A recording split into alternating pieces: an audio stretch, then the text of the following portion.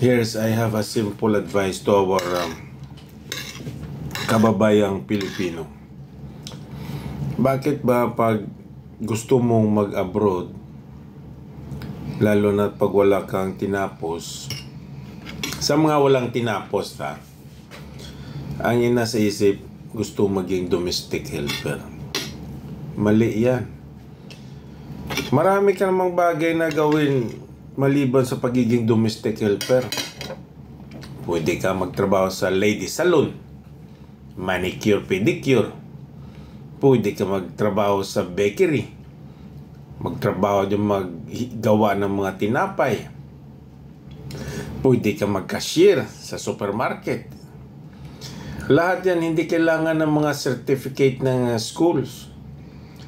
Bibisahan ka niya na walang certification. So bakit gusto mo maging domestic helper? Madali lang. Hindi madali maging domestic helper. Maliban na mahirap na trabaho, napakadelikado, especially sa babae. Alam niyo kung anong nangyayari sa mga babae na abuso, nare-rape. Bakit gusto mo pa maging domestic helper? Huwag kayo magmadali. Pwede ka naman mag-aral ng manicure, pedicure for 2 months, 3 months. Ba? Bakit gusto mo maging domestic helper? Hindi yan madaling trabaho. Kaysa magtrabaho ka sa tao, maging full-time employee ka, trabaho ka sa salon, o gusto mo magtrabaho ka sa sales, kahit opisina na trabaho sa reception, hindi mo kailangan ng certificate yan, hindi na kailangan ng college degree. Importante no, marunong ka mag-computer, Microsoft, PowerPoint, Excel, Outlook. Yan, matutunan mo yan for 6 months to 1 year.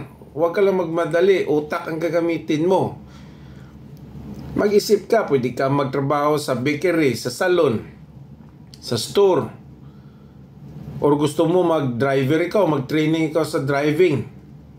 Maraming pwedeng gawin. Bakit gusto mo maging domestic helper? Napakalabong trabaho niyan. I hope mag-isip kayo sa mga Pilipino nag-isip na magiging domestic helper. Huwag na kayo magtuloy. Mag-isip kayo. Pwede kayo mag-repair ng cellphone. Mag-aral kayo ng cellphone. Gusto kayo mag-welding. Maraming gawin. Mag-prepare lang kayo. Just prepare yourself. Mag-training kayo 3 months, 6 months, 1 year. Tapos abroad ka na. Bakit domestic helper? Wag. Labo.